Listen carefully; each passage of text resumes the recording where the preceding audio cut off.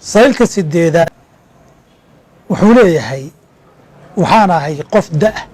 oo waayeela dhowr sana ma soomin kafaaradayda aan bixinayo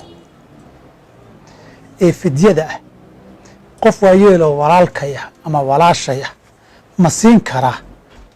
oo iyana da oo dad baahana mise masaakiin badan inaan siiyo way soddonka miskiin